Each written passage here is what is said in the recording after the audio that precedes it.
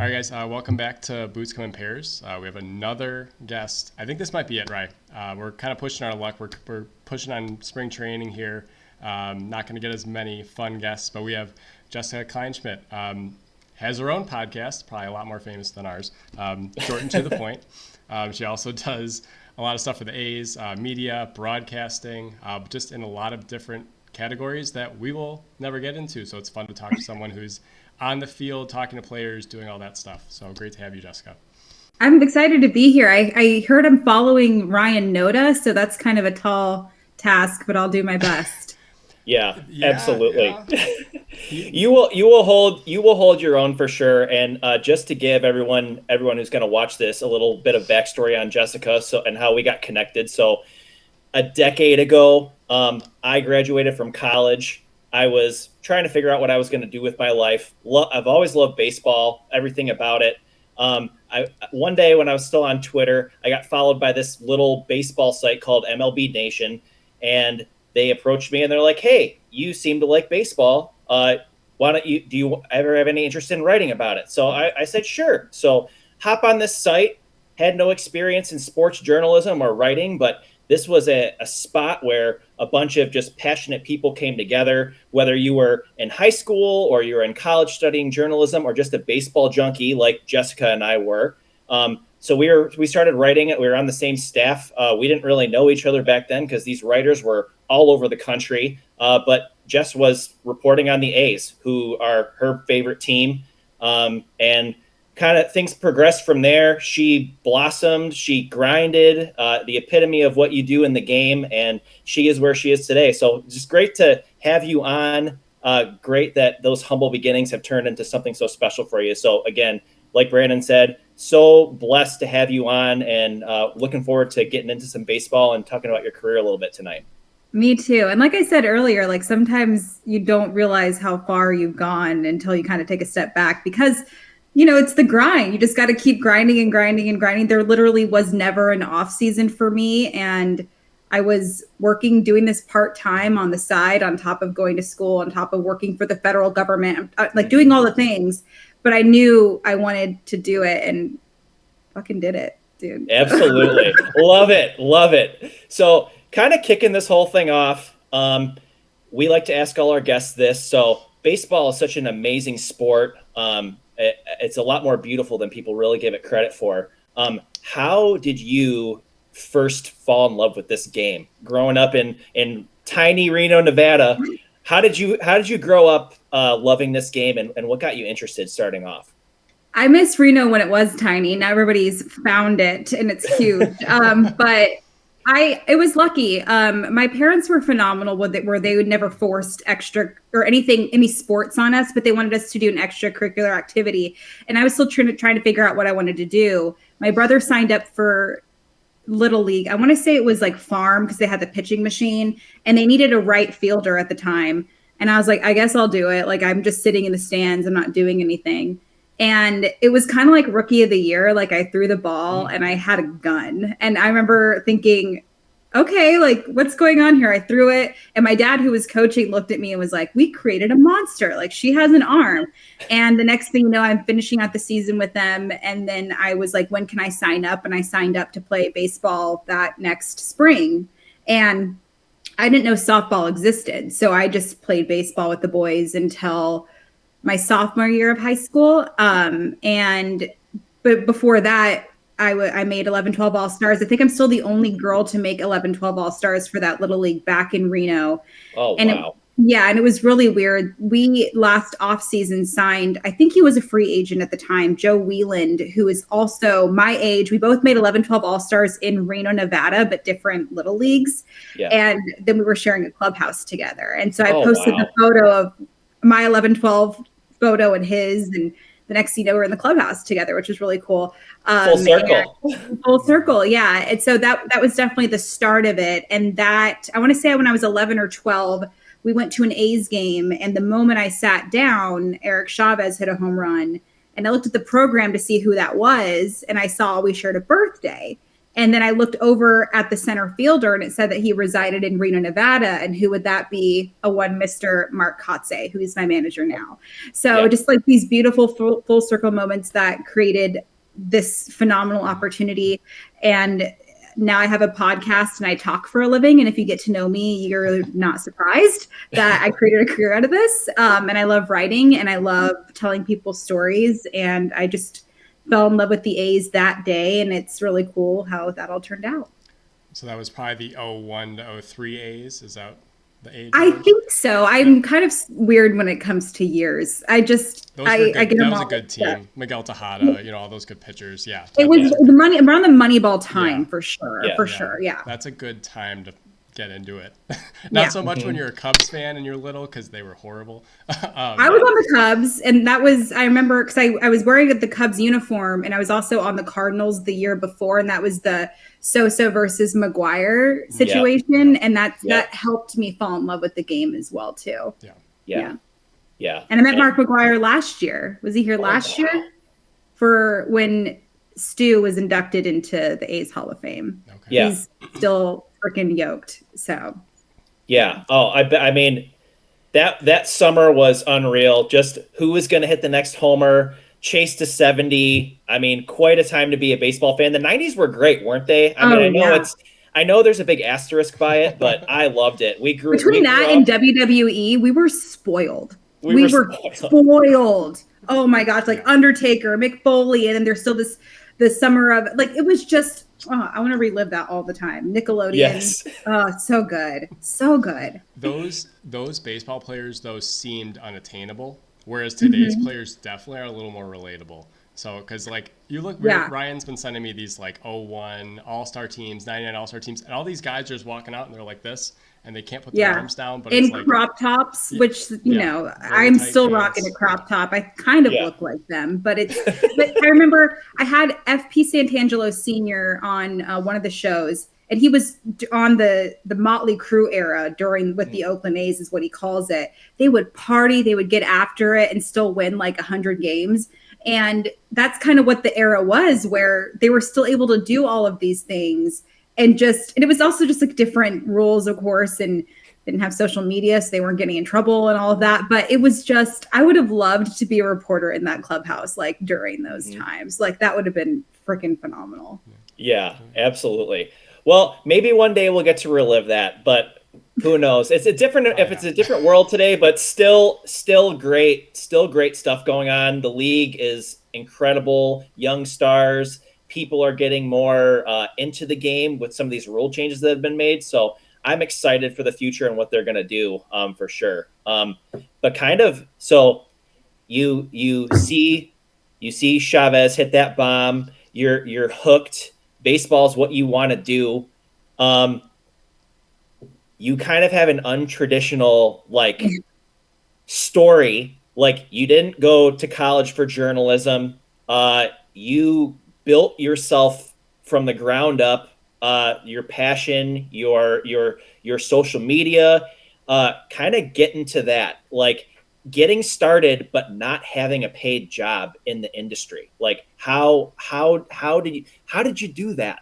I don't know, man, but I'm still like just as crazy today as I was back then. But so I was working full time for the federal government in public lands. People are like, oh, it wasn't the CIA or anything crazy. But I just remember, I think I plateaued, but I was blogging on the side it might have been MLB Nation, but I was blogging for like 7 different websites. I'm still not making a dime. And it was fun for me because I liked little newsy articles and I was developing a following that way. I remember one of the first people who really followed me was actually John Singleton's, now they're married, wife. Yeah. And this was around the time he got in trouble for smoking pot. And I remember being the person who was a college dropout, thinking the one thing I remember in my journalism 101 class was stick to the news. Don't be biased. Don't get opinionated. But I saw everybody online getting opinionated over what John did. And I remember thinking, like, that doesn't make any sense. Like, why are we getting all mad at him? And I get it. It was at the time you'd get in trouble, but it just didn't make any sense to me. So I remember taking a step back and using my journalistic integrity that I learned from that 101 class. And I wrote on it. and it was actually Lindsay, his wife, who reached out and said, "Thank you for just sticking to the news. Everybody else was opinionated about it." And that kind of lit a fire under my ass when I knew that John was getting represented in the right way. And I wasn't sucking up to him. I wasn't saying anything along the lines of he shouldn't have done that. I just did, he got in trouble. This is what happened. And that was it. And so I think that kind of helped as well. But I just remember sitting at my job thinking, I can't work here anymore. Like, and since I was little, I was like, I know I'm going to be an A's reporter. When I left the A's game that day, I told my dad, I'm like, I'm going to, like, can women do that? All I saw were like sideline reporters in football. So that I didn't know that women could do anything besides that. And I remember my dad, who was phenomenal, just said, all right, well, let's figure out how to do it. And when you have a male figure in your life like that, and he was used to it. I played baseball with boys, so he was just used to me being surrounded by dudes anyway. So that wasn't out of the norm for him to see that with me. And I was a phenomenal writer. I wrote some of the best stuff in my English classes growing up. And I was really expressive. I'm still very romantic about words. And I feel like that's a form of communication that will never die, whether it was writing or T9 texting or texting now, what have you, or tweeting. And so I just developed this, I just presented all my content online and fell in love with Twitter rather quickly because I was able to be comedic, but I also had the same exact playing experience, if not more, than a lot of the beat reporters in the press boxes. And I still do to this day. Yeah. I will never have the same experience as the Ryan Nodas of the world in the clubhouse, the Dallas Bradens when I'm on a panel, what have you.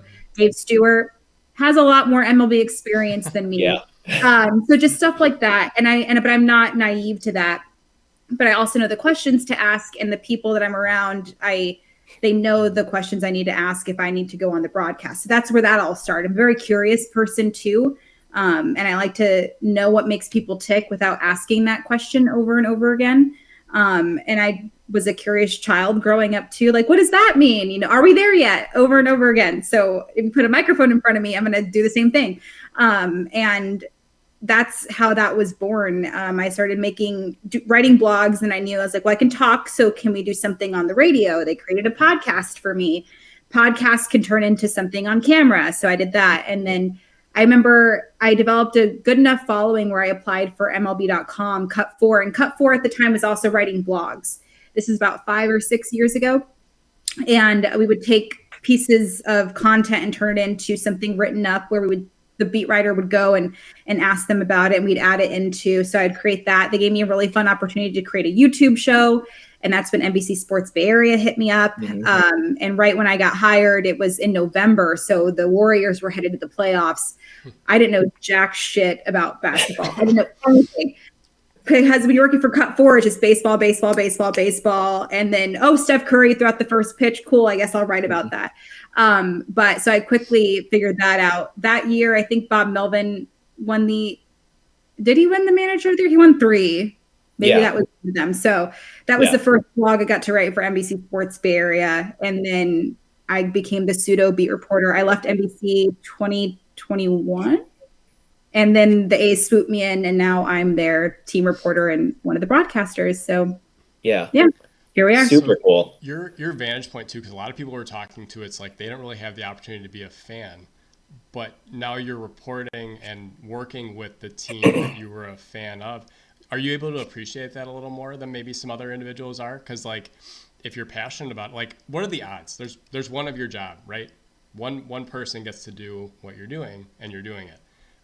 I've talked about too, like even like radio hosts for different areas. There's 2 to 6 jobs for that area. What are the odds that you get that job? Do you find yourself able to enjoy what you're doing? Not as much as I would like.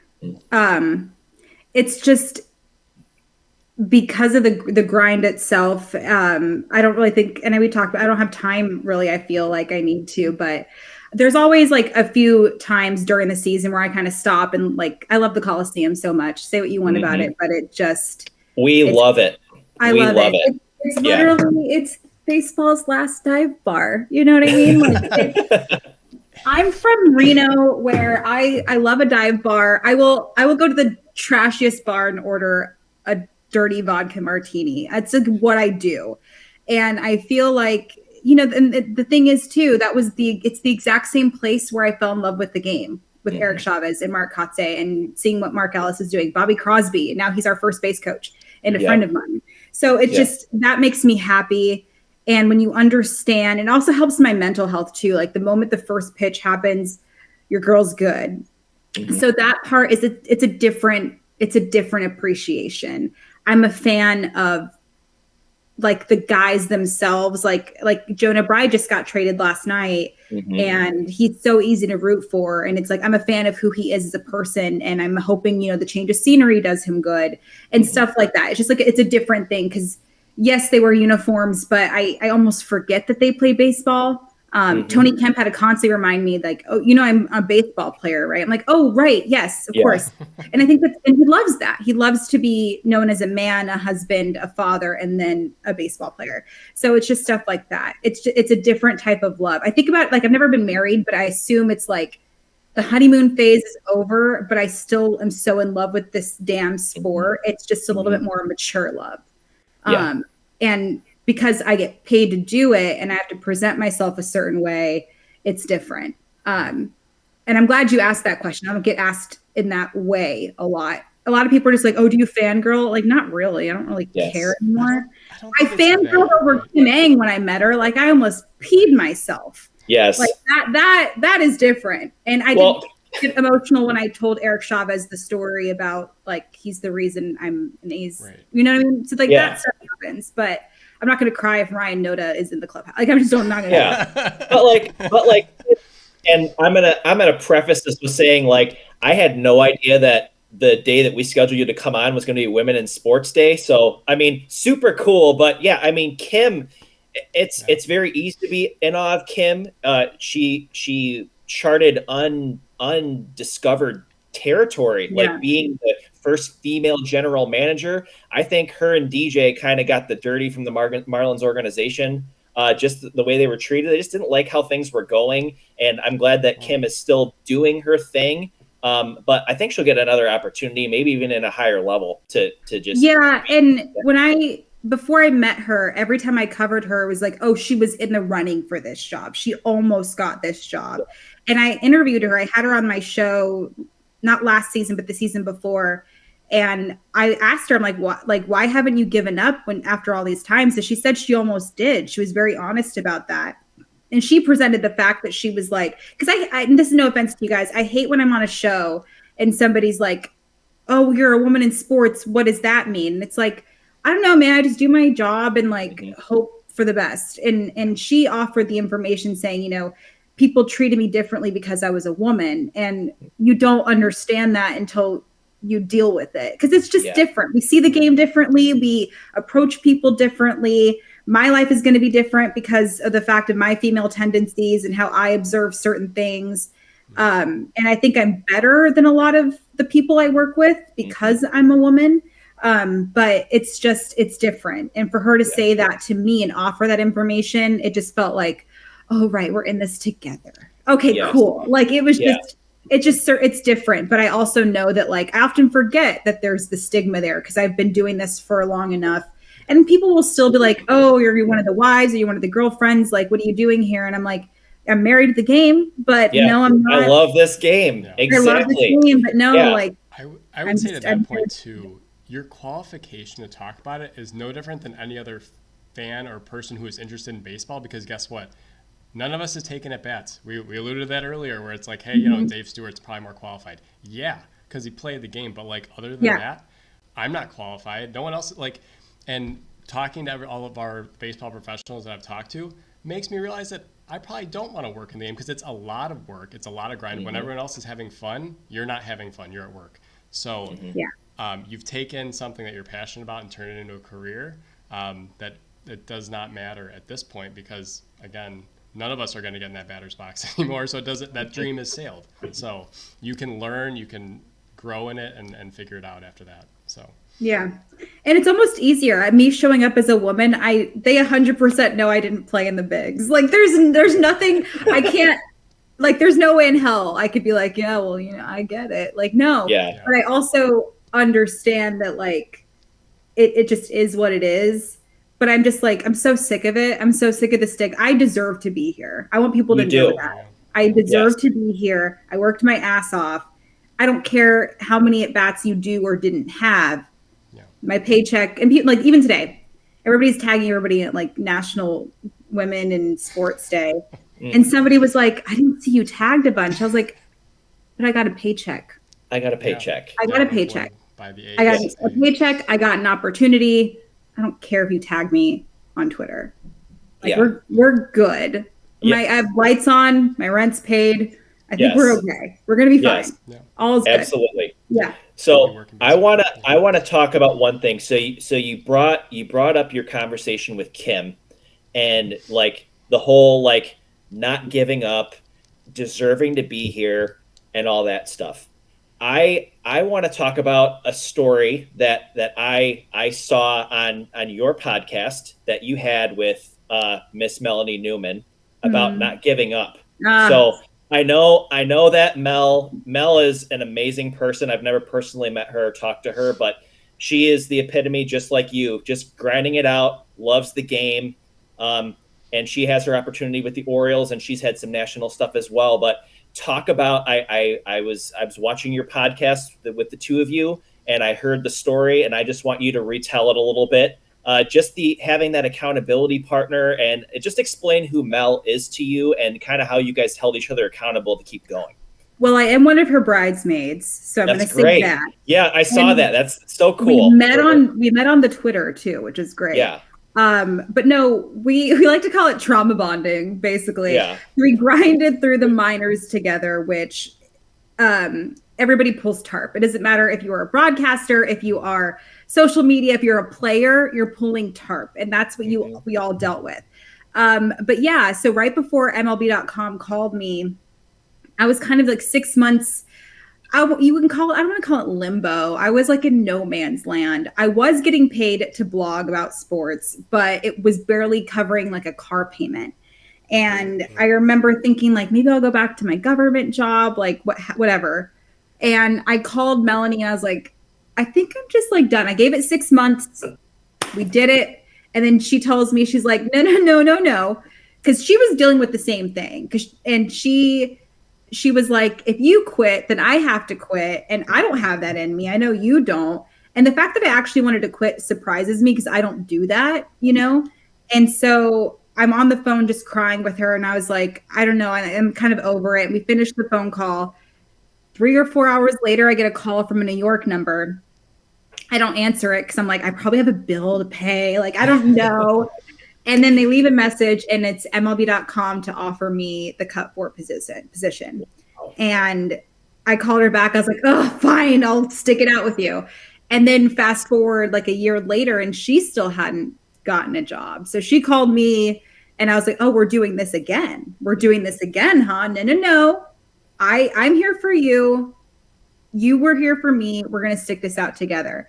And now, you know, the rest of the story, she's not only amazing at her job, and she's not just good for a girl. She's just good. She's good. She's freaking good. And, you know, just, I don't know where I'd be without her. Not just the fact that like I can look up to her as a woman in sports, but just one of my best friends. And, you know, she's got an amazing heart, and she taught me a lot about just being less defensive. Like, it's okay. Like, I know we have to deal with a lot, but you know, she's just phenomenal. So if it wasn't for her, both of us, if it wasn't for me or her, both of us, who knows where we would be. But we told each other not to give up, and like, Orioles, you're welcome. Well, that's another minor league saying we'd have to throw around, because our friend Nick Gunther works in high A, and he's like, every stop I've made, I've been a mascot. So he was putting on the mask. So at least you only had to pull the tarp. You didn't have to put the mask. Well, maybe you have. I don't know. Exactly. And that's important too. Like, before I was in front of the camera or had a podcast, like I was producing, and that helps me with my podcast now. Like, even every single like I have a whole graveyard of podcasts. We've all started and ended a podcast. Yes. And with this one, if it wasn't for my production work, I wouldn't know how to put a podcast together or how to help my producer now to make his job easier. And like booking guests, I still book 95% of my own guests. I still do that. And that wasn't just the networking. That certainly helps, but you have to know the producer and like current events going on. My production work is a huge reason why I'm extra good at my job, because you have to know the bits and pieces. So even now, if I do something on camera for YouTube, I know I could still use that for the radio. I could still go on TV and talk about the reporting that I did with that too. So it's just bits and pieces that you think of the broader subject. And I wouldn't have known that if I didn't work behind the scenes. Yeah. Yeah. Absolutely. And again, they're all things that you learn. And the one thing that you've said about yourself is that you don't want to be anyone else. You want to be you, and you want to learn, and you want to do things the way that you want to do them. And that, to me, that speaks volumes. You don't need to go to school to get a degree to do that. Like, the grit and the desire and the fire, like, that makes all the difference. Don't get me wrong. I thought it was the dumbest decision ever. And my mother thought it was stupid too. But even if my future children are like, I want to quit school and like be creative, I'd be like, you're stupid. I'd be like, don't you do that. And now I don't have student loans. I have like a credit card that I need to pay off. But other than that, like, I'm doing okay over here. You know? For sure. That's great. So got past that, got that call from Cut 4. So you spend the next couple years, like, you wrote for FanDuel, you wrote for MLB, you wrote for NBC Sports in the Bay Area. I guess what were things during that time that you learned that you might not have known before that led you to your current opportunities? I think it was just like being extremely observant. And I think that had a lot to do with like that creates more questions for you, and being curious is super important too. Even if you know the answer, like I was telling you guys before we came on here, like with our GM, I knew he was going to tell me that like Ryan Noden just needs to work off of what he said or what he did last year. But I still wanted to hear him say it, or like what Nick Allen needs to work on. You know, he's a little handsy at the plate. Nick Allen said that, but I want to know what the GM had to say about that. So just like stuff like I don't feel bad asking questions in that regard, despite what Twitter might think that I should and shouldn't be asking, what have you. But I think it was that too. And just like to stay true to who I was. And I remember my boss at NBC, when I was supposed to kind of be the pseudo A's beat reporter for NBC, I was, you know, working next to Susan Slusser, who mentored me, and she's phenomenal. And he even told me, he's like, I know you and Susan are close, but you can't be Susan and she can't be you. So don't try to be somebody that you're not. Still have your fun. If you read any of my articles, unless it's like about an injury and you want to be, you know, respectful of that, I have my voice with it. I'm kind of a sarcastic person. I have fun with it. But I want you to see like I'm enjoying writing this article, and I want us to act like we're having a beer reading this together, talking about whoever I just wrote about. And so he taught me that as well, that it doesn't matter what you're doing. If you stay true to who you are, you're going to be better at your job. You're going to sleep better at night, and you're going to remember things a lot more. I remember I did a report on NBC, and my mom, because NBC got to Reno, and she called me and she was like, hey, I just saw you on TV. That didn't sound like you. And I was like, what? And I was like, but what? Like, and she said, well, you sounded like you, but you didn't sound like you. And it was because I was too like, hello. I didn't have a British accent, but I was too like reportery about it. And it wasn't like I was talking about AJ Puck's injury or anything like that. It was something that you just talk about. And my mom said it was fine, but that wasn't Jess, you know? So that's where I kind of had to change things up. So now I'm trying to find the balance of being reporter, host, Jess, and Jess, which is fun to find. It's a balance. It's a challenge. But I know the reason why I get good content is because the person I'm talking to trusts me. They're comfortable. That's why my podcast is very successful, because they feel comfortable enough to open up to me. Got Ryan Jensen to cry for me, like with me the other day, you know, and when he was talking about his injury right before he retired, because he came back for his quarterback Tom Brady's last game, and just like stuff like that they trust me with. Like, I don't know, that doesn't escape me. I think that that's something that is important as well too. And then the fans get to fall in love with the person that I get to introduce them to. And it's just stuff that you create, and, you know, the relationships you develop. And the relationships you develop, you're not scared to ask the questions. I used to be terrified to ask a stupid question. And now it's just like, well, I don't want to screw them over and just go on air and just say what's on my mind if I didn't get any backup or a second source or a second backup. So I think definitely that. And I can write about George Kittle in the middle of an A's game. I figured I could do that too. Found that out. I will say it's very, very hard to go on Giants pre and post game and then be an A's reporter. People don't like that very much. So that was a huge challenge. Like, you're either a Giants or an A's fan. You cannot be both. So I figured that out rather quickly. Yeah. Is that what they were having you do? Yes. But this is, I guess it was before I was like technically the A's reporter, because I was known nationally in baseball, but like Giants was an hour-long show, so they had more segments to fill with me, which was fine. But A's was only a half hour, so it was just kind of like that. It was difficult, but I did like the challenge of not just because I could do the A's stuff in my sleep, but I liked doing Giants as well. So that was I think too, like, because you're on. If you're traveling with the team and you're with them every day, you can kind of feel the rhythm and they'll begin to trust you more. But I think you're right. It tells a story because, like, okay, guy goes 0 for 4, probably not the time to get his thoughts on the game right after the game, right? Like, maybe wait till the morning and be like, all right, what are you feeling? You're in a bad slump. That's not always the case though, Brandon, because there's no way in hell I would come up to him and say, did you realize you went 0 for 4? He's not going to know that you didn't do that. No. But my favorite thing to do is we have to figure out what's going on. And you're 0 for 4, maybe not the right time. Maybe 0 for 19. Let's have a chat. Let's figure it out. So I remember Tony Kemp was struggling, and he hated himself more than anybody else did in that regard. He knew something was going on. And I was like, well, why aren't those numbers showing up? Like, what are you trying to work on right now? And they're aware of it too. You don't come up and say, bro, what the fuck? Like, you don't do that. But they're very much aware, they know their numbers better than you do. They understand, and they know what they need to be working on. And sometimes baseball is just baseball. And, you're going to fail a majority of the time. If you hit the ball 1 out of 3 times, you're one of the best hitters in the league. Ever. Yes. Yep. Yeah. Especially in today's game. Yes. And I think and you're like, and I hate to name drop Tony Kemp again, but I'm going to, and I love him. But he said they're playing the game of failure at the highest level. Mm-hmm. So imagine the roller coaster of 162 games, and you're going to fail a majority of the time. Yeah. And that's just, and then you have your individual stats and of course the team stats. And then you have all the extra pressures of staying healthy through a very long season.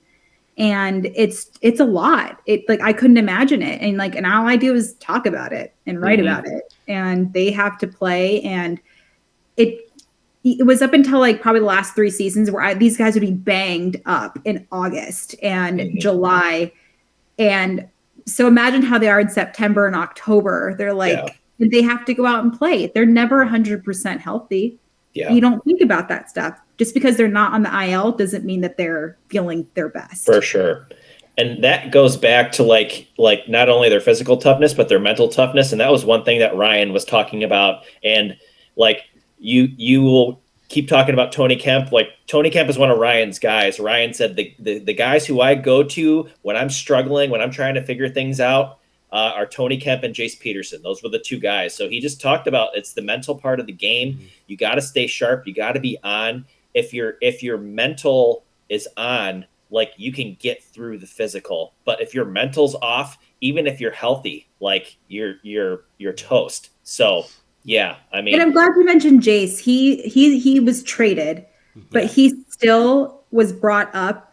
Like, JP Sears looked up to him. That was his guy. You mentioned Ryan. I think every guy in that clubhouse just had their love for Jace, because he knows it. And perhaps those numbers don't show on the Baseball Reference page, but if your love when Tony Pham gives you an at bat. Absolutely. When he has a chance to make history in the playoffs. Have a chance to make history. And then all Tony said was, if you met Jace Peterson, you would understand why I did this. Yeah. And that guy is just Yeah. there's a reason why certain guys stick around for a long time and keep getting contracts, even though the numbers don't always make Tony sense. Kemp. Yeah, Yep, and Tony Kemp. he's a name I wrote down that you've already been touching on. He's rumored to be sought after 5 teams. The A's are not one of them. What do you think that does to the clubhouse? Because we hear Ryan Noda talk about it. We kind of know who he is. What about what it does to me, Brandon? What about what it does to me? Sorry. Well, it sucks. Yeah, I love him. It does. Yeah. It does. No, he helped me a lot. My mom passed away last season, and him and his wife were hardcore there for me. So imagine him in the clubhouse with those guys. And it's a good question, and it's interesting when it comes to the A's. And I've known Tony since he got over here. If you're on the A's for 3 or 4 seasons because of the quick turnover, and that's baseball overall, they're looking at you as a veteran, and that's just kind of how it goes. But, Paul Blackburn has certainly stepped up in the leadership role, and, Seth Brown certainly as well. And then the team just got Alex Wood and Ross Stripling. And that was one of the first things that David Force talked to them about was, you have a relatively inexperienced rotation that you're going to be on top of. And it's weird to think that Stripling and Wood are on it just weirds me out. So maybe the people who are mean to me at NBC Sports, they'd be like, well, they're on the Giants. They went from the Giants and the A's. So be nice to me. I don't know. Yeah. Well, Ryan was traded to the Dodgers for Ross Stripling, so they were involved in a trade together. So that's kind of funny too. There you go. There's your it's training. It's a whole thing. But I think it's going to be okay. And Elenimus Diaz has certainly stepped up as far as he just approached the radio broadcast team and said, I've been talking to a lot of the younger guys and helping them with what they need to do. And even Tony, when I talked to him, and this is kind of the veteran thing to do when you're struggling and you're still having Ryan come up to you and say hey, can you help me get through it? And Tony has to put his own pride aside when his numbers are not great and help the younger guys out. And that's something that is so rare. And Stephen Vogt, same thing. When he was on the team, every single guy I ever talked to said he was the best teammate they ever had. Adam Aller, I got a text from him this off season because I remember he said that Stephen Vogt was one of the best teammates he's ever had. And so Adam gave me this beautiful text about him. And the next thing you know, Stephen Vogt gets not only the managerial contract with the Guardians, Adam Aller gets a minor league deal with the Guardians. Yeah. And so it's just stuff like that, and I think it's the A's way. It is the A's way where it's always been known to be this young, scrappy crowd. We're talking about the Motley Crue days, the Jose Canseco days, but we were the Pindergarten days with Chad Pinder, who was the kindergarten teacher for Matt Olson, Matt Chapman. That it's just there's always that dynamic there. And now that there's a lot of the younger guys, those veteran names who maybe Seth Brown's only been in the league for a few seasons, and same thing with Paulie B, they know they have to step up. And it doesn't escape the Striplings and the Woods of the world where they're ready to give back too. And that was one of the things that David Force told us that he spoke to these guys about was you're going to have a veteran presence. And yes, of course, you're going to be in the starting rotation. You're going to get your chance, which is really why Alex Wood said yes to the opportunity. But you're also going to give back to these younger guys. Imagine being in the same rotation and you're JP Sears and it's 2 guys who pitched in the World Series. I know I said it was the year of Ryan Noda, but pitching wise, it's the year of JP Sears.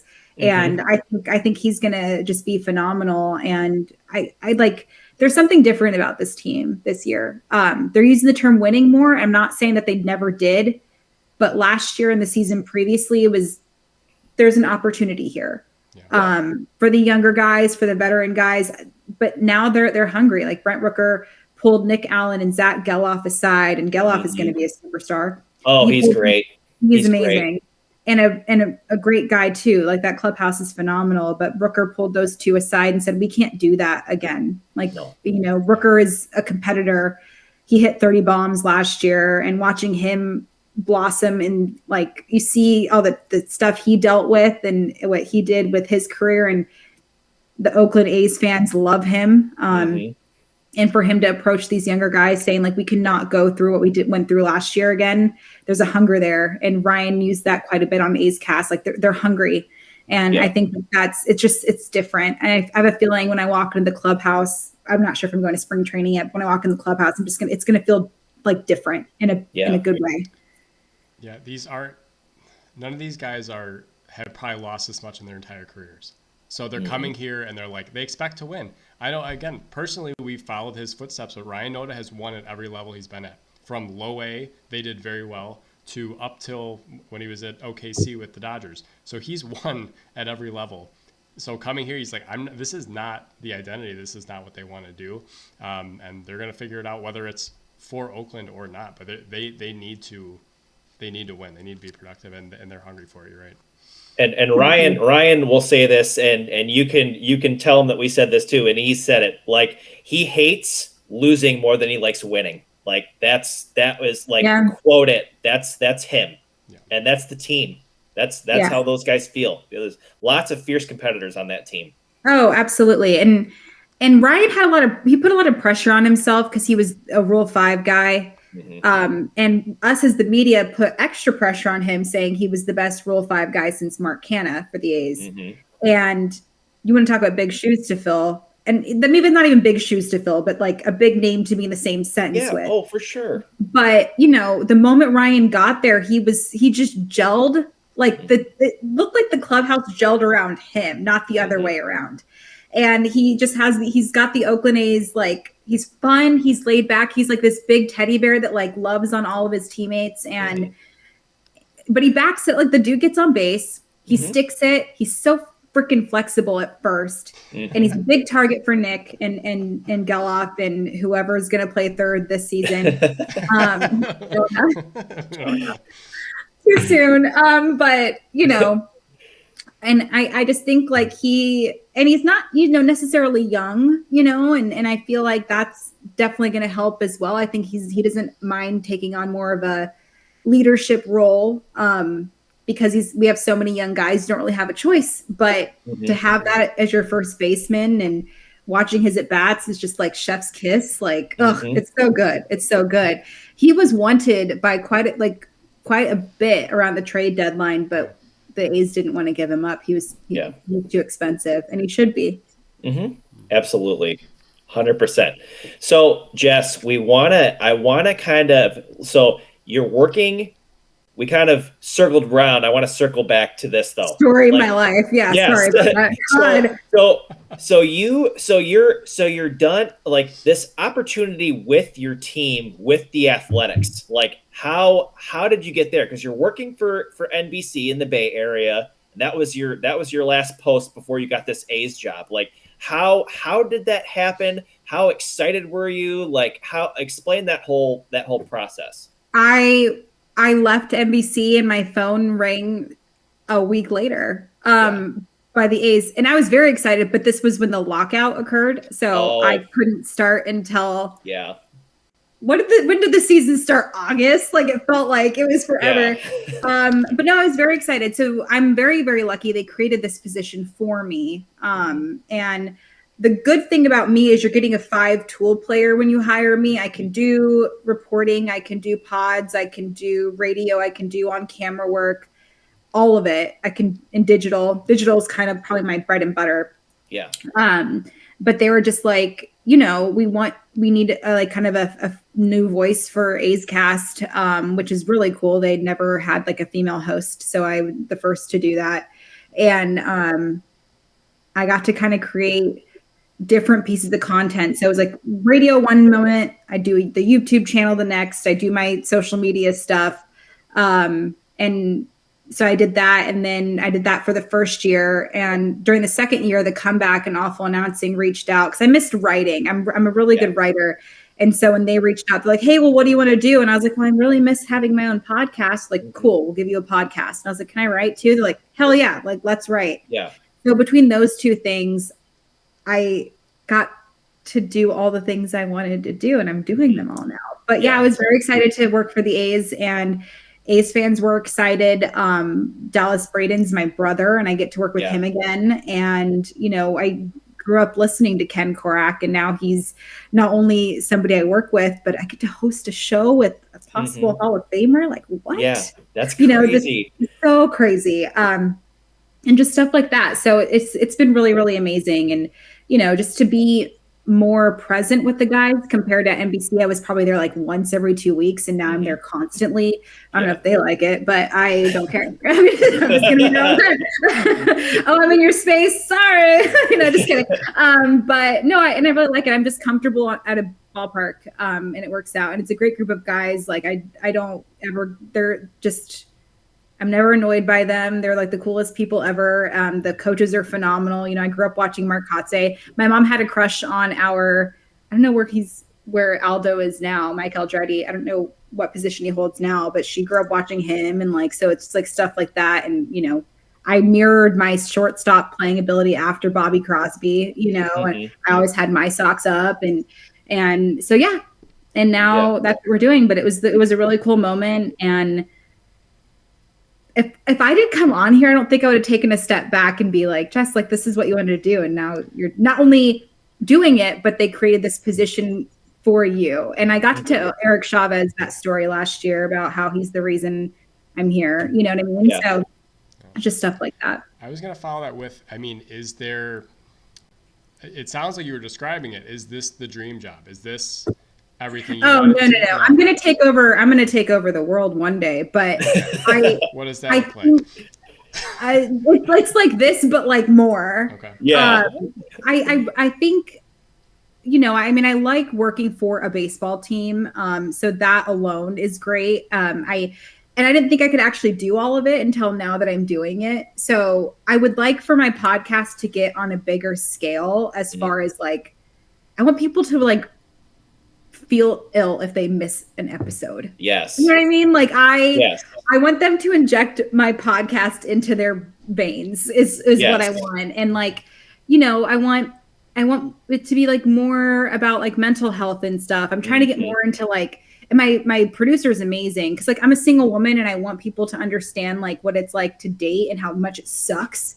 And I want like a guest to come on and see what I have to deal with, but it's different for a woman who works in baseball. Like it's just different. So that is really important to me. And I know mental health is extremely, extremely important. So I want to branch out into that because I struggle with mental health. And I think it's important to talk about because the one thing I don't like that word, but like a lot of girls look up to me and it terrifies me, but I want them to know like I don't take that like lightly because I don't want to let them down. But I want them to know like it's not easy being easy or being me or whatever. I was trying to rhyme and it didn't work. But just stuff like that. So that's definitely what I want to do. Like maybe I would love to be like a national baseball reporter. Yeah. But I would like to also do that on top of already being a sideline reporter for a team.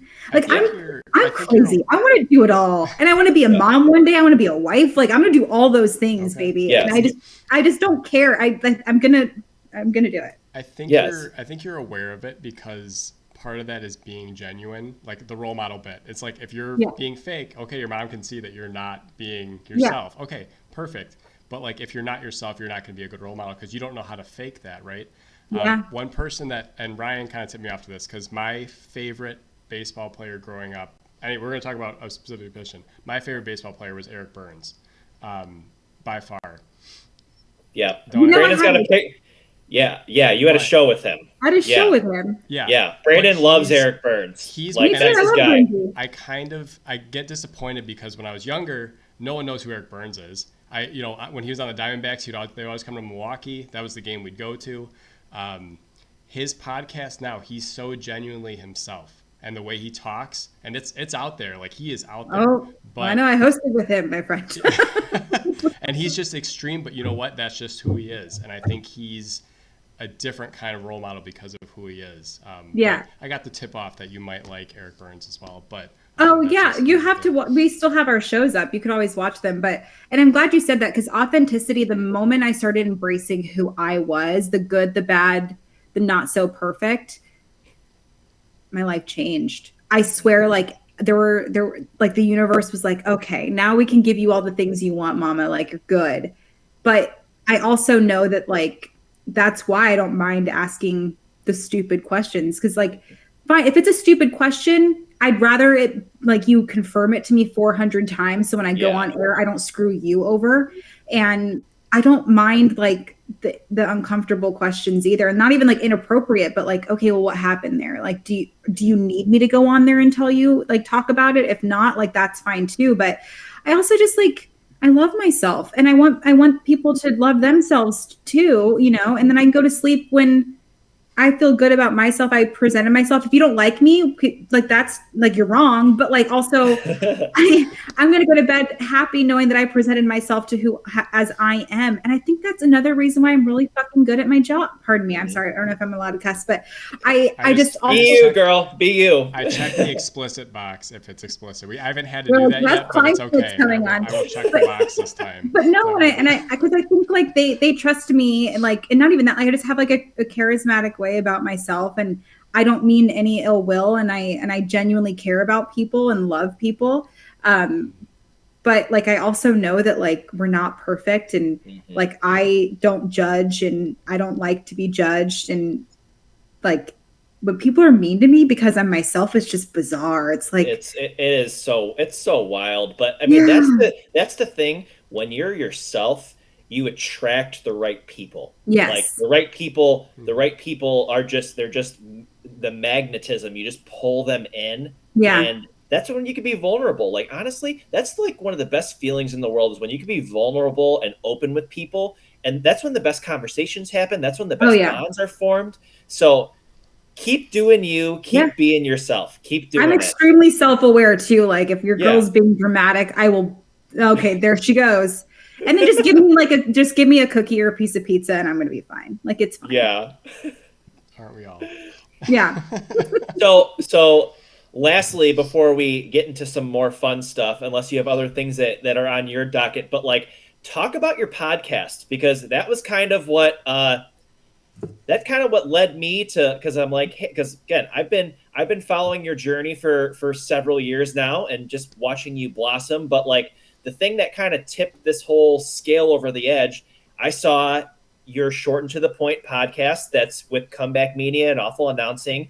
You were talking to Mr. Perez, who is a wonderful human being, great baseball mind. Your conversation with Eduardo was just super cool. It was awesome to see you guys interact. And that's ultimately when I like reached out to you. I'm like, hey, loved the podcast. You kind of got back, you're like, hey, glad you had Ryan on, and that's how this whole interview, this whole talk that we're having now happened. But yeah, talk about your podcast. I've seen several episodes so far. I love watching it. I think other people would enjoy watching it as well, and I know they do. But do you want to inject it into your veins, Ryan? I'm very close. I'm a couple episodes away from maybe doing it. So close. No, I can spoil it. My next guest, I'm nervous to jinx it in case like something happens. You don't jinx it. Don't jinx it. If you want to, you can. I think you go for it. I think you create your own luck. There's no jinxing. Our following is not nearly as large. We have 11 people. We have more people who watch, but we only have 11 people who follow. So we got a long way to go. Starting. Vinny Pascantino is my guest this week. Okay. But I've known him since like for a long time when he was just a little baby, because our mutual friend who interned for me is now working for ESPN PR. And Vinny and him had like a little podcast and I was a guest. So Vinny was in like his closet with like his minor league Royals jersey behind him, like taking notes. It was so cute.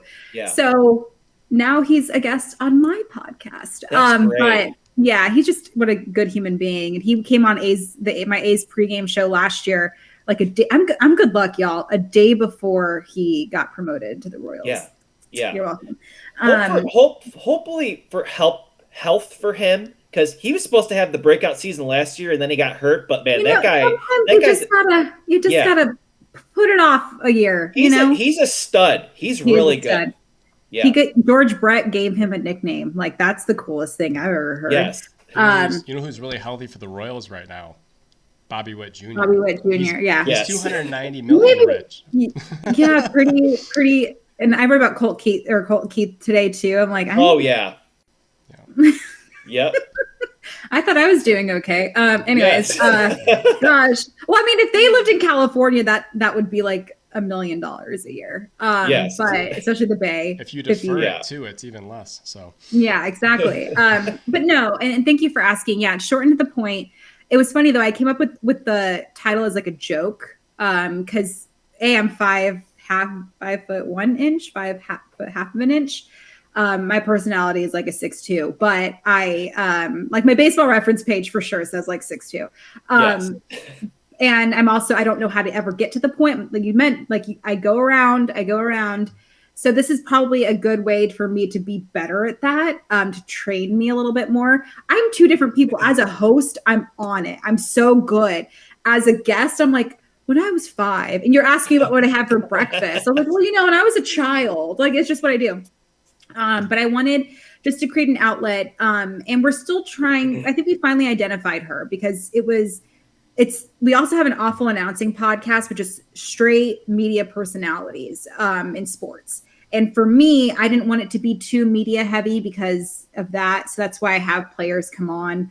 I had like a WWE superstar, Raquel Rodriguez came on, and now we're friends. I hope. She follows me on Instagram. Does that mean we're friends? I think so. Yes, it does. Okay. Absolutely. Yes. Cool. Just making sure. But check mark, sure. Yeah, exactly. Which doesn't mean Jack on Twitter anymore, but No. Yeah. You can actually buy the Instagram ones too, I think. You can. I know someone who has. What is the point? God. I don't know. But no, I just wanted to create like a cool like avenue where I'm just chilling, but we're like learning something and it's entertaining, but like you can also possibly aggregate from it. I still want people to aggregate from my podcast. I want people to write off of it. But it's also just like a get together people that I may or may not know. Like we have Ricky Carmichael coming on, which is really cool because from Reno, and all we did was like ride dirt bikes and, go out in the boonies and light fires, and not like fires, but like fire pits. Yeah. Not forest fires. Not forest fires. California forest fires. Wildfires. But just stuff like that. So it's become like my baby, and I'm so passionate about it because when we launched it, I was like going through one of the worst times of my life. So it was really hard to concentrate on it. But, it's become like, I don't know, I feel like Oprah sometimes. Like I love researching it more than anything, because especially like, I'm not taking this away from Vinny, like that's an easy podcast to research. I know him, I know sports, I know his teammate just signed $1 trillion contract, like stuff like that. Oh, you want to be healthy next season, what else are you working on? But like I want to dig more into that and be like, okay, well, what's something that only Vinny and I can talk about?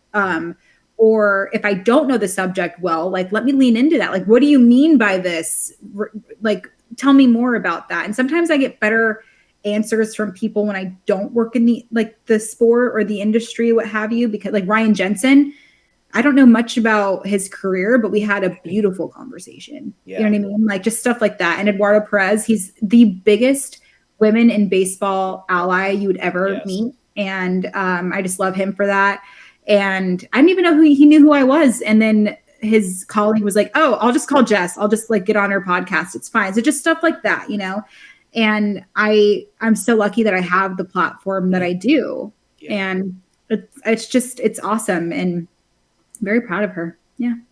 Yeah. And I mean, it's something that you've worked very hard for too. So you should be proud of it. Like these are connections that you've made because of, I mean, just the work that you've put in. Like that's the biggest thing. And that's what you'd hope for anybody, is that they'd be passionate enough about something to do something about it, Yeah. Yeah. And I think that's also why I work so hard, because I don't really feel like it's work, and like there's days where it does feel like work. There were days last season that I was just I had so much on my plate where I was frozen in anxiety, where I couldn't do anything. I had a billion things to do and I couldn't do anything.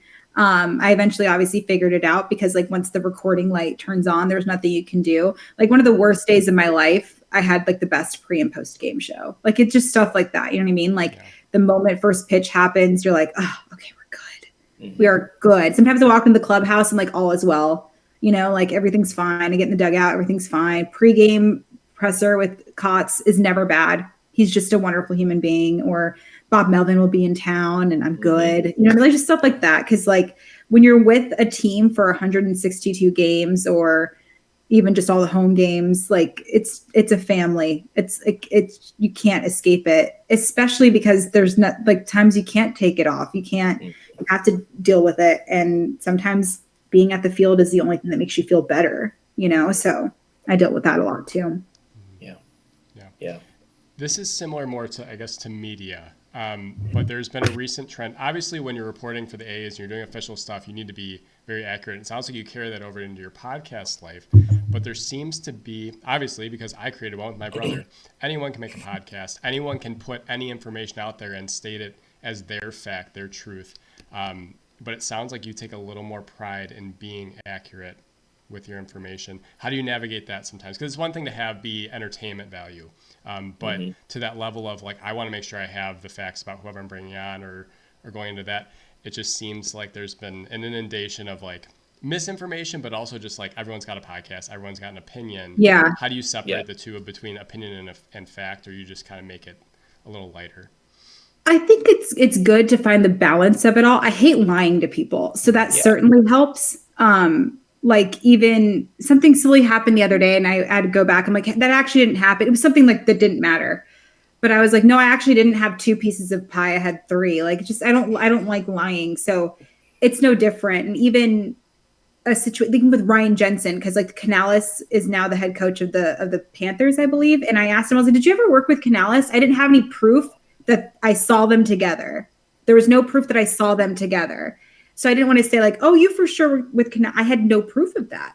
So I asked him, and it could have been a silly question where he's like, well, I'm on the offensive team and he was my offensive coordinator. Like, of course. I was like, yeah, but you were also injured. I don't want to like fuck you over, And so it's just stuff like that. Like he wasn't like offended that I asked him. It was not an offensive question, but he wasn't mad or anything like that. He's like, yeah, totally. Like, and he's like, actually, and like, he like would go off and do this. Like we asked the questions for that reason.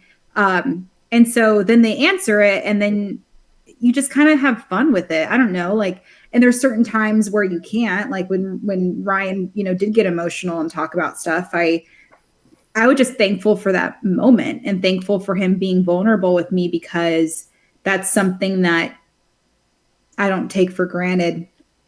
And you're right. Like, I feel like that's the most difficult part of a podcast. Cause like my first real podcast started during COVID, where everybody was having one. And I remember my very first guest for Bach Talk, and that was NBC Sports Bay Area. It was Tony Gwynn Jr.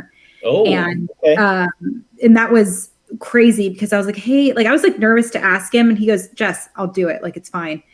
And he was phenomenal. We're still close to this day. And just stuff like that, and it's like the name doesn't matter to me. But it matters to everybody else.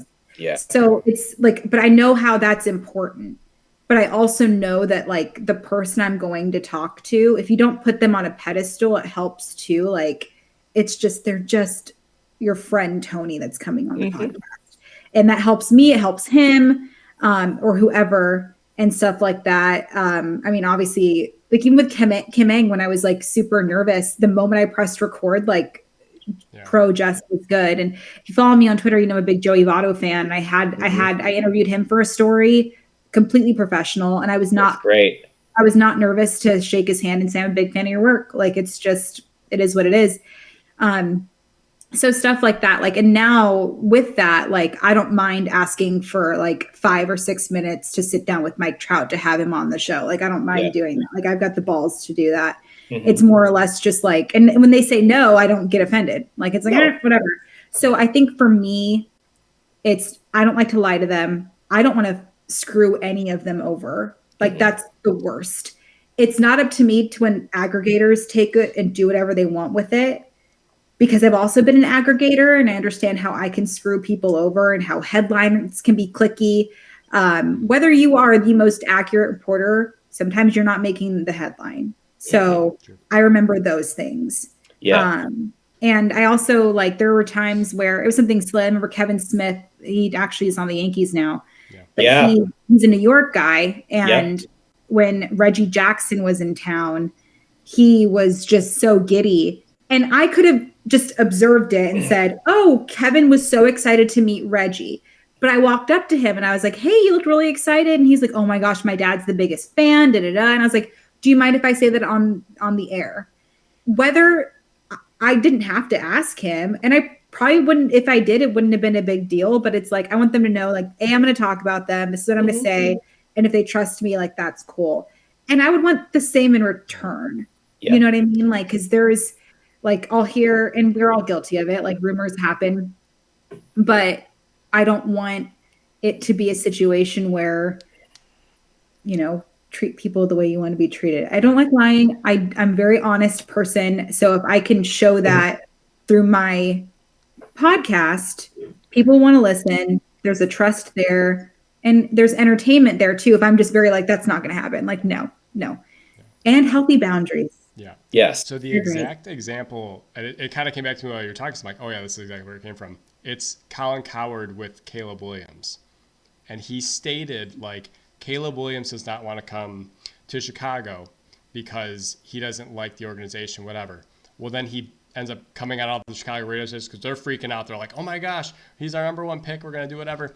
And then he kind of walks it back like, well, you know, I'm familiar with the USC camp and I know people in there and it just didn't seem like what. And so but he stated it as like Caleb Williams does not want to go. But when you state something like that, it's a big deal. Regardless whether it's your podcast or whatever, all of a sudden you're being pushed to the front for maybe something that's not good.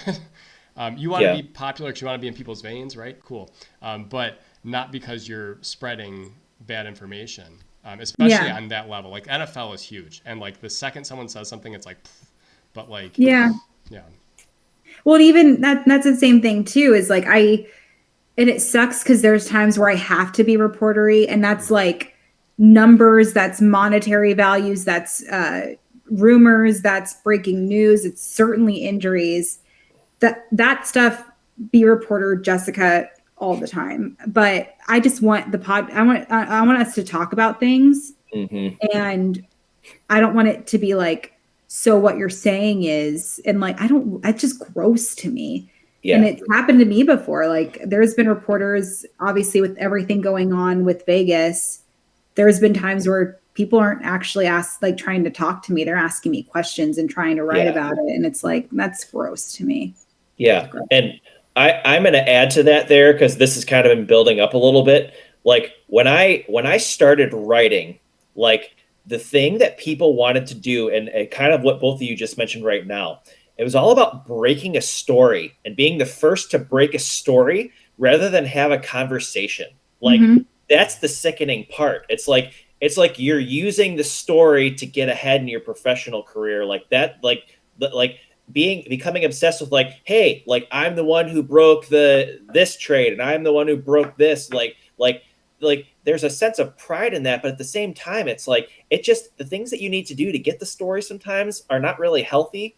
And I think that by being yourself and treating people with respect and having the conversations, like that puts you in a whole better light. It helps you sleep better at night. So I'm kind of glad for this podcast arena, because I feel like people are having more conversations. They're more passionate about stuff. They're not necessarily trying to break anything or who's the most famous guest I can get on. It's like, hey, what kind of conversation can we have here? What's going on in your life? Like what makes you tick? What keeps you going? Like that's why we started this thing, is because that's what we want to talk to people about. We want to have good conversations.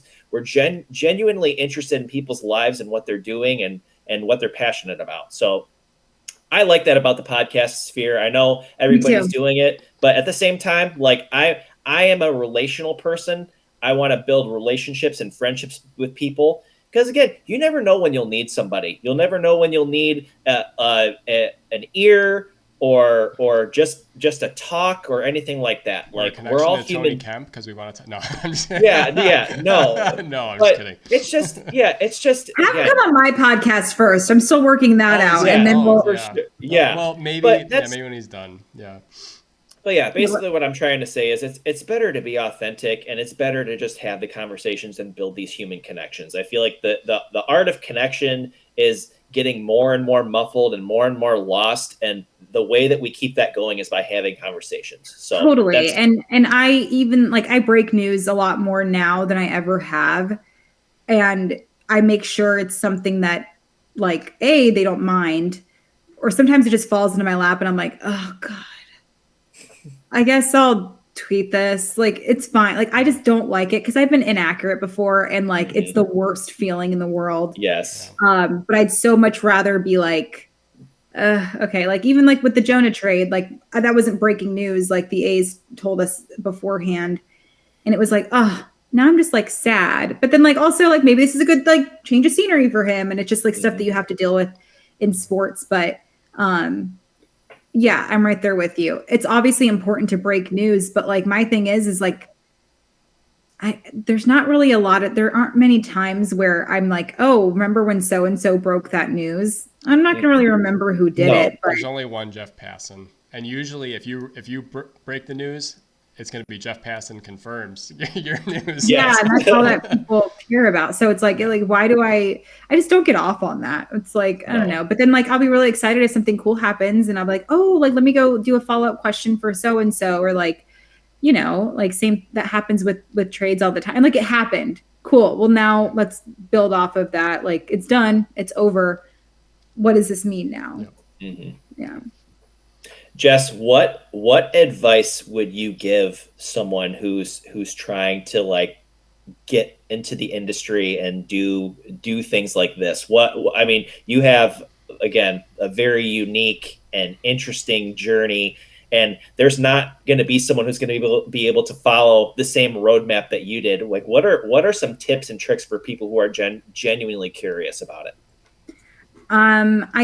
For me, I think it's always good to create content, and I'm not talking about a TikTok dance. I'm talking about like, you know, if you want to be in sports media, know that there are so many different avenues you want to do, and really, really, really have a conversation with yourself if it's something you want to do.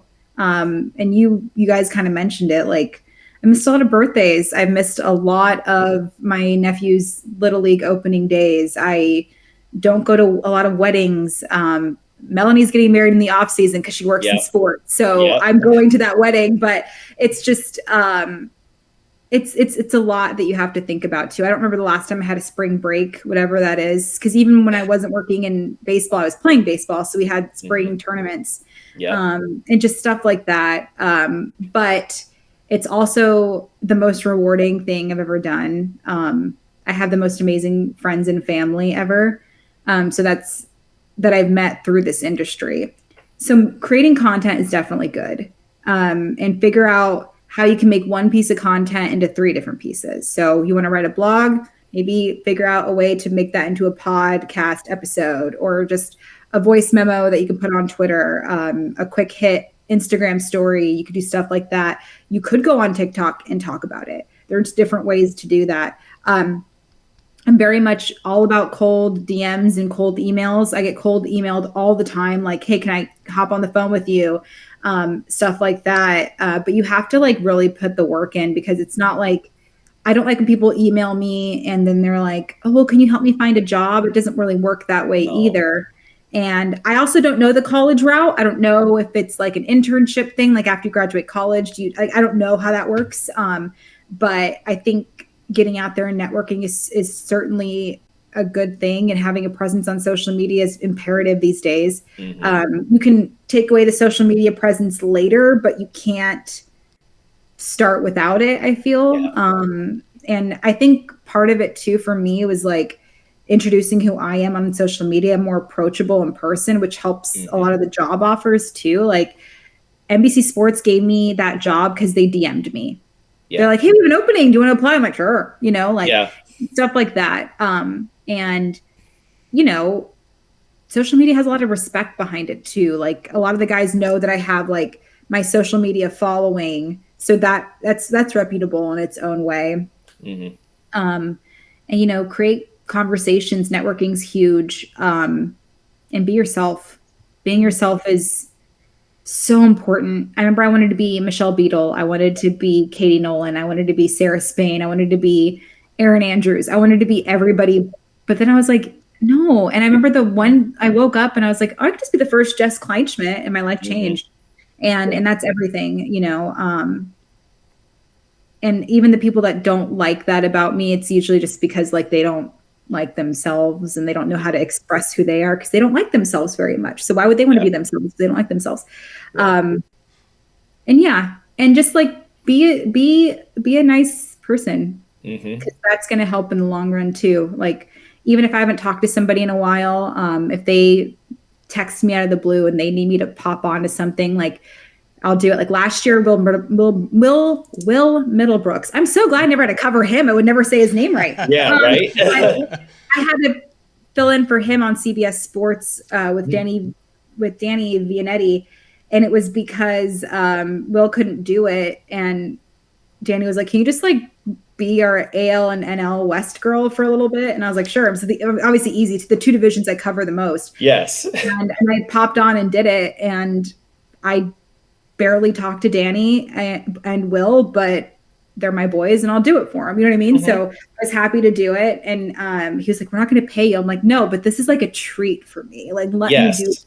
Yes. So it was just stuff like that, you know? And like, if it wasn't for the relationships I built, that wouldn't have happened. It's also a cool opportunity to host a CBS sports show, you know? So just stuff like that. And just like, I don't know. I think all of that. We also don't pay, but we are not going to get it. So out of the goodness of your heart, you have joined us. It's like an hour and a half into the show. Yeah. Ryan, did you promise? No. I'm in negative right now, so no. It's mental health. We're giving you mental health. That's Yes. Is that what this is? Okay. Yes. Yep. Absolutely. All right. Any other questions for Jess before we get into our last segment? Holding the pen is a power move. I've been doing that a lot because I have the memory of a goldfish. Like, there's a pros and cons list to that, by the way. Like, if you're an athlete and you have a goldfish brain, you're great. Yeah. As a journalist, freaking sucks, man. Yeah. So I'll like take notes for everything. And I used to think like it made me look stupid, but no. Actually, was it last week with Sean? Yeah. Harling?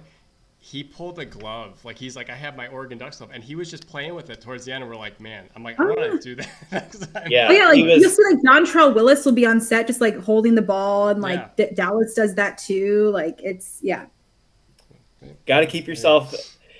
My question, and it's totally up to you as to how you answer it. But like, again, I hope so.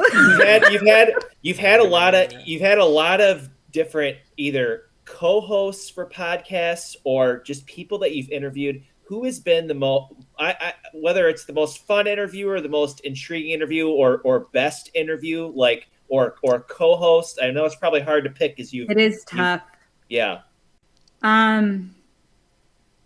You know, I really liked Tristan Casas. Oh, okay. He was a guest that I had last year. Very interesting, man.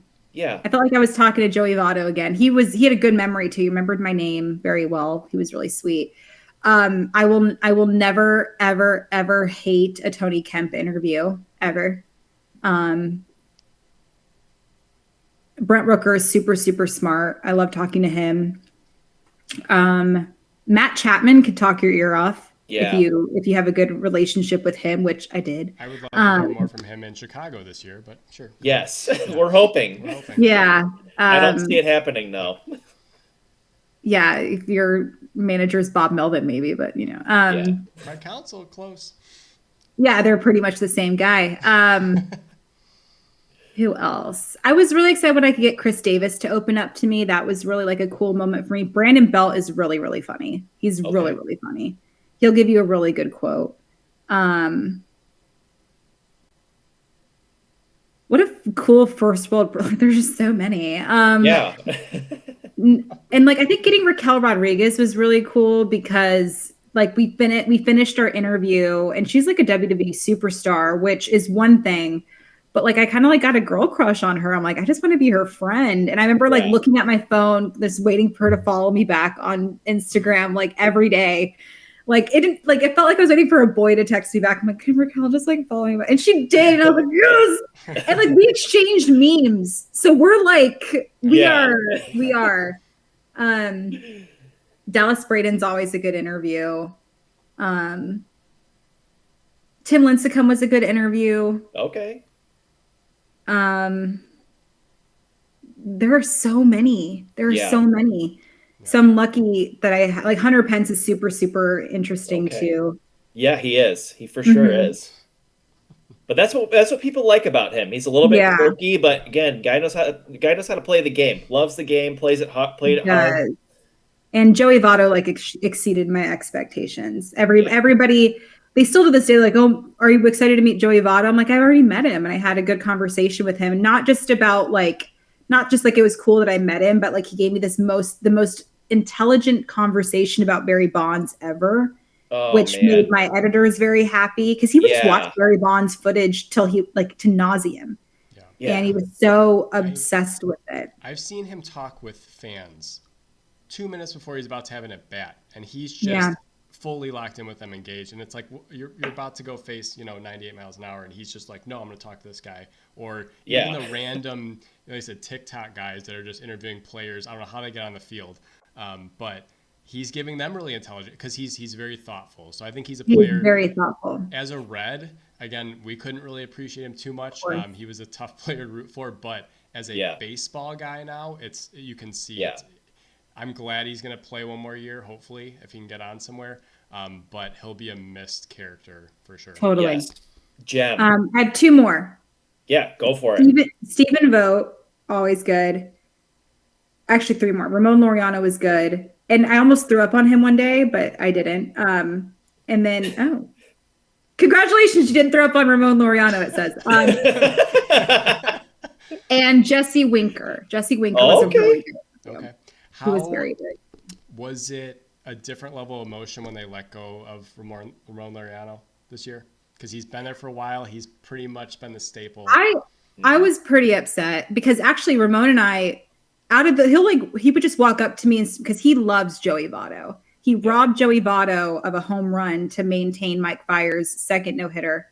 Yep. And I remember I brought that up I had Ramon on, I had an all A's access show with NBC and I had Ramon on the show and Ramon was like, yeah, I went up to went up to Joey Votto and asked him questions about hitting and stuff. And it was so just really cool like that. But for me, for sure. And Ramon is just just to watch him grow was really cool. And have to cover his suspension really hurt because he plays so hard. I don't think, my opinion doesn't matter, but just to have to cover somebody who works so damn hard and to be suspended for as long as he was, I just knew he wanted to get back. He's a competitor. He's probably the hardest worker I've ever seen in my life. Yeah. I would never survive a 5-minute workout with him. I just couldn't. And he's fast. He ran into walls when he didn't need to. that was him. He has a cannon. Yeah, don't run on Ramon. Cannon. The cannon. Oh gosh, between I've seen so many good arms in that outfield, Yoenis Cespedes, Ramon, Josh Reddick. Love Josh Reddick. So did he have "Careless Whisper" as his walk-up song by Wham? That is hilarious. And I think when he was in, the year after he left, when he was in town with the Astros, we played it for him again. I think he was a character. That was a fun time for the A's too. That was a good team. I heard Josh Reddick was a good A towards Ed Lowry. He made me cry when he left. That was very sad. Yeah. He also gave me one of my most fun investigative journalistic, assignments. Because on the Jumbotron, the fun fact was Jed Lowry eats a peanut butter and jelly sandwich before every game. And I tweeted it and somebody's asking me questions about it. I was like, okay, I have to go ask him now. So I asked him all the details about it. like what kind of bread, what kind of jam, like he Yeah. toasted the bread, like all this other stuff. And he was excited to tell me. And I actually just saw him at the winter meetings, not this last one, but the one before. And he looks good. But yeah, I think, and like to watch him sad made me sad. Stephen Vogt, I made him cry like 4 times when he retired. Because, you know, I get to ask the Jessica questions like, I don't give a crap what you did on the field. Let's talk about who you are as a human being. And his kids, you know, announced his name and in his last at bat. And God, what a beautiful human being. So like, it's just, you know, and like Jonah and I really hit it off too. So for him to get traded hurt my feels a little bit. But I'm also hoping that he figures things out because, you know, I'm a true firm believer in a change of scenery.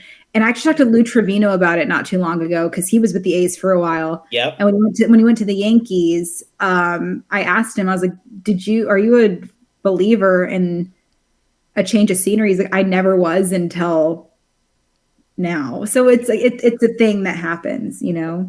Yeah. We were talking about Zach McKinstry a couple weeks ago too. And like, he's changed scenery like 3 times, and it finally clicked for him in Detroit. But I think also opportunity too. And that was the thing with Ryan Noda is like Dodgers, Blue Jays. There's no opportunity for him to play first base. You have Freddie Freeman and Vladdy Jr. and some of these guys just need a clear path to play. Maybe that'll happen.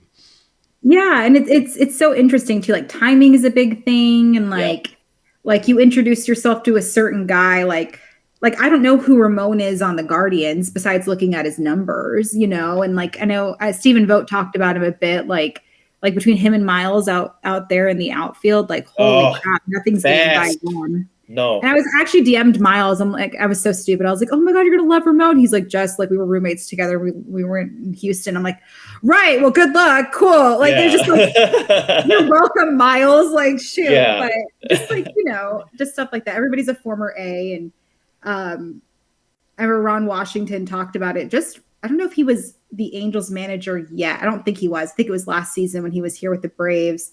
And he came on A's cast and he's like, A's are family. Like, when Bob Melvin was here with the Padres, like that was the first time a lot of his people saw him smile in months. And he was my manager. He taught me everything I knew. He taught me how to be professional, which I struggle with because I'm a smart ass. But, you know, it's just when you're around Bob Melvin, you're a pro. You know what I mean?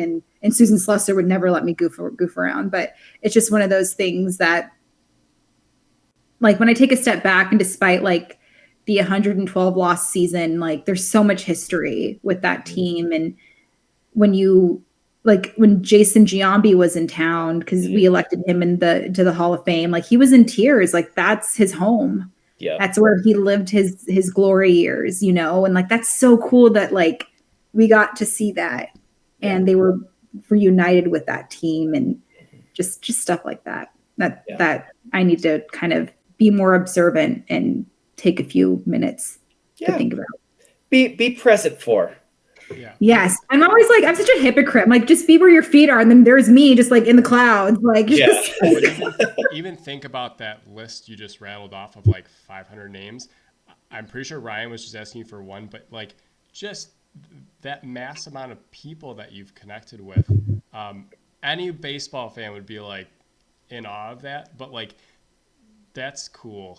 You know, like just realize how cool that is. And I think sometimes like maybe doing this little podcast but like I think you talk a lot of crap about your own podcast, Brandon. I'm aware of where we're at, but like I think in your position it can be easier to be aware that you're doing something that's really cool and not be in awe of who you're around. Granted, you still need to perform and do whatever, but like again, talking to a player, they don't have time to kind of appreciate where they're at because it's always. Did Ryan tell you he was so nervous to meet me the first? I'm totally kidding. No, I'm just kidding. No, he said he struggled with Jacob deGrom. That's what he said. Yes. Well, who doesn't? Yeah. Absolutely. Well, let's get into something a little bit fun. You've given us a lot of your time, which we so appreciate. But we're gonna end. Didn't Ryan give you all 3 hours? He gave us like 2, which was our longest one so far. Okay. Yeah, probably would have kept going, but we're like, okay, it's Yeah, we respect your time. We're in different time zones. Like we respect it. So this is a segment that we've been doing the last couple weeks, fan favorites. pick a position around the diamond, pick someone from the past and someone from the present that you either looked up to, enjoy watching play, all that. This week we are doing third base, which we know is a big one for you. So we'll start off with our guest, Jess. In the past, who, or maybe you talked about it earlier in the show, but who is a third baseman that Jess enjoyed watching growing up, watching the game, playing baseball? Easily Eric Chavez. Easily. And you already heard the story. So we heard the story, but I mean, just like Gold Glover, like that's all we ever saw. It's like, man, this guy's winning the Gold Glove every single year. Yeah, and I'm a defensive junkie. It's like nobody cares about defense anymore, and it just breaks my heart. Like I will take a billion. This chick digs defensive gems over long balls. Like, okay, you hit a home run, congrats, but like your jersey's dirty because you leaned for a ball. And like obviously I'm spoiled at the Coliseum, all the foul territory that they have to cover, but it's just growing up, all I remember is the defensive web gems. You know what I mean? Mm-hmm. Like Sports Center top 10, dude digging, like leaping for a ball. Like it's just, and I was better at defense than I ever was hitting. So like that certainly helps. And, you know, I think of like the transition of the position, you know, it was Eric Chavez, and I think of like Josh Donaldson. And then I think of like Josh Donaldson running up and like being on top of the tarp and catching a ball. It's just like, it's just like the stuff that you saw there is just fantastic. So that's my guy. Yeah. That's a great one too. I saw his quote. Well, it was some post from wherever, but it was, if your uniform's not dirty, did you even play? So true. That's I still abide by that, but that's okay. Now I have to wash my own uniform. So that's right. Mm-hmm. Brandon, who's your person? There'd be two. Mike Lowell, definitely enjoyed the eyebrows, but defensively and then hitting. Actually, look at it today. He didn't hit more than 21 home runs in a season. So but he had 120 RBIs in his 21 homer season. So it's like just the consistent hitting he had. And then obviously with the 07 Red Sox, that was a really fun team. He kind of catalyzed that. On a home front, though, Aramis Ramirez. And then he went to the Brewers and still performed really well. But they stole him from the Pirates, and then he just became one of the best hitters in Cub history, especially at third base. Yeah. He was a good one too. And same with Mike Lowell. Like Mike Lowell was just a class act. And Jess, if you did not know, like we're from the Chicagoland area, but we are big Red Sox fans as well. So we have our hearts in a couple different spots, but Mike Lowell is a good one too. I mean, I might have some specific rules on what I won't root for, and that's the Yankees or the Dodgers. Oh, okay. So it's pretty much it's easier for people to say, well, I will just not vote for this person or root for this person. I get that. Yeah, but hardcore, it's probably Cubs. I have a group of people that I will not befriend. I can't say it on here, but yeah. Might be south of the bay there, Yes. My third baseman, and he was not a third baseman for his entire career, and this person's my favorite player. Brandon knows who he is. But this was a player who made sacrifices for the organization. Like he started out as a second baseman. I mean, my person is Michael Young. Michael Young is my person, and again, just is he your person, Ryan? He's my person. Oh, okay. For sure. He's my favorite. He's my favorite baseball player. Dustin Pedroia is a close second. But Mike Young he plays second base. He gets traded from the Blue Jays to the Rangers, plays second base. They get Soriano, they get Kinsler, they move him to short, plays short for a few seasons, wins a Gold Glove there. They trade for Elvis Andrews, who's a superior defender, move him to third base. He plays third base for a couple years. They get Adrian Beltre. Then he's playing some first, he's playing some DH, and then he sails off into the sunset. Just a class act. Never heard anything from him. Seemed like he had 200 hits every single year, but just great player, great human being. Seems so. Michael Young, which we may never see again. Yeah.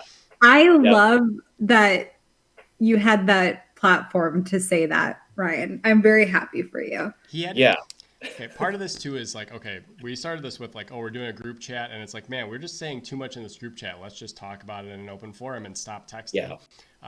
But yeah, he's needed to say that his whole life, I think. Yes, I have. Like, honestly, that was worth the wait for me. I don't. Yeah. Is it driving through your veins that you just had to Yes. know what he was going to say at the end of that? I don't. I was a woman before that, and I'm a different woman after. That's great. Okay. I'm glad I was able to do that. Yeah. It was like Dallas's perfect game. Somebody was like, Jessica, who were you before Dallas's perfect game, and who were you after? I was like, yeah, I was two different. It was actually Jared Carabas who like made it weird, and I was like, yeah. Jared, I was two different people. Like, okay. It's all about the journey. Yes, it's about the ride. You don't have to be as long-winded as Ryan, but you don't have to be. Anyone present day. Yeah. Doesn't have to be an Oakland A because we don't know who's at third base today. But Matt Chapman for sure. Yeah. Matt Chapman's my guy. Or why not? Well, the same thing. Like I remember I went on KNBR, it's a local radio station out here, and I don't remember who was hosting, they're like, yeah, Jess, I looked over at you and you were just like watching Matt Chapman take the infield. And it's gorgeous to watch him do that. Yes. Plus, so I went from baseball to softball. And when you play softball at third base, your ass is on the ground because that's what Chappie would do. Yep. And I remember I talked to him about it on the show, and he was just always ready. And I just love his defensive capabilities. And I mentioned all the foul territory and how he would just had such a good eye for wherever the ball was. And he also had Marcus Semien as a shortstop, and Semien always just let him go. And sometimes Chappie was playing left field. He would be playing left field. He'd be in the stands. He would be playing shortstop. He'd be at the mound. Like, it was just stuff that was so awesome to watch. And watch him like bloom and grow up too. Cause I mentioned, Pendergarden, and Chad Pinder was always making sure like, they were those up and coming kids, him and Matt Olson. And obviously things worked out for them. And yes, we don't know where he's going to end up. And there's a good chance he comes back to the Bay and plays for Beaumel. But at the same time, I don't know, like, just watching him, and like me and his dad actually became very close, because when I had Chappie on the show, his dad was like, oh, here are all these baby photos, and like told me all these cool stories about Matt, and just watching him grow has been cool. And like, they eventually get married, so like seeing him like grow up and get married was awesome, like really awesome. And he loved being back in Oakland. And the thing I loved about him the most was how much I think he really wanted to stay in Oakland. Yeah. And I could be wrong, and I never confirmed it with him, but no matter what I was talking to him about, he was very passionate about wanting fans to come out and watch them play and wanting a new ballpark in Oakland. So he was always talking about that, which I could have asked him like, hey, like, you're hitting well lately. What's working for you? Or the opposite. You made an error. That's weird. Like, let's talk. Like, he would always bring it up, but he also was like a great clubhouse guy too. And when you're a third baseman for the Oakland A's, like, that's a very prominent position dating back years. And he did it he did well, kind of like maintaining that standard. Mm-hmm. Yeah. He did it better than anybody while he was there, like better, like platinum better than anybody. Yeah. And selfishly, as Cub fans, we do not want him to go back to California. We want him to be starting at the hot corner next year to join the other two Gold Glovers who are up the middle. So we are watching the social medias and the news every day, hoping that he is the guy in Chicago. But if they sign one free agent, that would be an improvement. Like, yes. That's a great one. Yeah. That's a great one. Yeah. Because how you're describing him in like batting practice, that's how I'm watching Dansby Swanson, and it's the same thing. It's just like, oh my gosh, yeah, he's so good. Well, and I didn't realize I was doing it either. And like, and he was in town obviously last season with the Blue Jays, and was still taking grounders, and I was just like, God, I miss this. It's just like, no, it's art. And like I said, like I'm a defensive nut. So he reminded me why I loved playing defense so much because he's so good at it. And it's just, he was out there, with this like bro tank and like taking grounders. I was like, oh, this is the Chappie we miss Well, and you love. can't always control your outcome at the plate, but you can definitely control your effort in the field. And that's something that I think I've always carried with me as well, because it's just, again, you have to go out in the field. Which is why I get so pissed off. Like, they have DRS and stuff, yeah, but it's like people don't care about that. Like they want to know your slash lines. Like, oh, that sucks. But like, yeah, you went 0 for 4 at the plate, but like, those amazing plays and like how he stopped so many opposing runs from taking play. Like nobody talks about that. It drives me bonkers. Well, even the plays that are tough that he makes look easy. Like that's the other thing.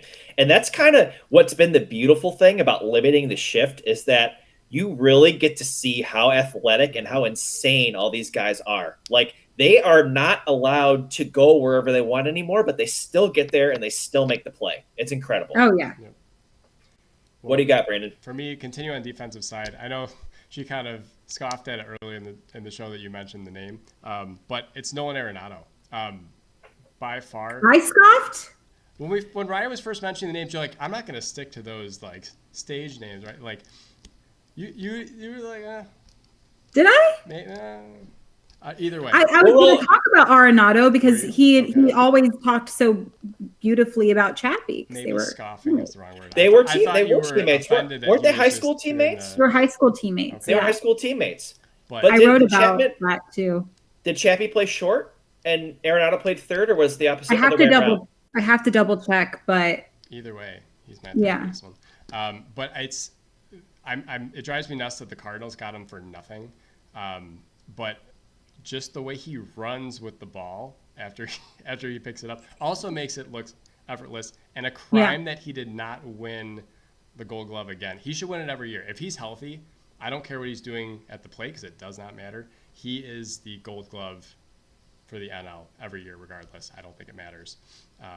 But it kills me that he's a Cardinal and that they got him for so cheap, but he will continue to be my favorite current third baseman. Yeah. Good one. I mean, the only person I think who could challenge him in the NL is if Chapman was in the NL, and that would be an interesting kind of back and forth. It'd be cool, especially if they were in the same division, right? Not holding my breath anymore. I don't know if I wrote that. Like when I wrote that. You can keep talking. I'm just gonna. Yeah. My person, I'm not nearly as inspired by the current person as I am Michael Young, but I still really look up to this player and think he's just a bulldog out there. J-Ram, Jose Ramirez, fun player. He's just a ball of energy and he's tough. Like if I were a baseball player, I'd probably do whatever I could to be on the same team as him. Just a tough dude, plays multiple positions, but is a third baseman. But yeah, he's just a tiny ball of muscle and he gets everything out of it. He's explosive. He's fun. I like him a lot. I like that. I don't know what positions they were playing, but Chappie did tell me that he might have the edge defensively over Arenado. Yeah. I could believe that. All I said that they were former teammates. I did not do a good job, huh? I did not get the info. Is that in the graveyard? It's okay. My face just popped up talking to Chap. I mean, I haven't seen this clip in a long time, but yeah. Well, you'll have to do some more digging and let me know. So that's what I'm going to be asking next. I was trying to find, every time I would try to find Arenado for the last few years, he would like dodge me. So I'm always going to ask is like what position he played in high school. It wasn't like, I was asked about like the Rockies situation. Like it's chill. Yeah. Mm-hmm. All right. Well, one day you'll get him. We'll give Jessica the rest of her night back. But we appreciate for you just spending more than an hour with us. That was a lot of great stuff. Just good to hear your story, but also good to hear your baseball stories. There's just so much. You get a lot more player interaction than we ever will get, and that's just really cool. And it's fun to hear just everything you have to say. Mm-hmm. Thank you guys for having me. This was fun. Yeah, and just to kind of finish it off, Jess, again, just appreciate your story. Appreciate that you are inspiring. It's been great to see your journey. Brandon and I really, from the bottom of our hearts, appreciate you joining us tonight. You didn't have to say yes, but you did. And to me, what's great is that you're so accessible. Like you'll go on and talk in front of the media, or you'll come on and talk to us. Like to me, that's really cool that you're accessible. You like talking about baseball, and you love baseball just like we do. So again, my friend, much appreciated. Anytime you want to come back on, we would love to have you. We know hit me up around like the All-Star break. I'll come back on and I'll give you all the Ryan Noda dirt. Yes. Yeah. And when you talk to him, tell him we said what's up. Again, dear friend of ours, and we're glad that you get to watch him play a lot and get to talk to him and just experience him. Well, it's a pleasure. They come to Chicago this year, so Yep. twice. Absolutely. Actually, for 10 days in a row. So yeah. I was looking up something recently, and a tweet that I tweeted out about Ryan, because when he was in town, he had like 100 friends and family there, and I think he dodged a ball that came at him, and he like fell on the ground. I remember thinking like, oh, it looked like something from Naked Gun where he was like swimming on the dirt. Yeah. And I was like, oh yeah, Ryan Noda did this in front of 100 of his closest friends. Yeah. I guess it was probably funny at the time. Great on Twitter. It was probably funny at the time, but I looked at it recently. I was like, I hope that did well. It didn't look like, I hope that landed well. Gosh. Well, he had a home run the next day, so it was fine. Yeah. I think I did talk to him about it. He said that there was a lot of people there, and he kind of felt bad because he couldn't get to everybody. But yeah, he was disappointed because Sunday you guys left, and it was like, yeah, he was gone. So yeah, absolutely. All right. Well, again, boots come in pairs. Thanks for coming on, Jess. Thanks for having me.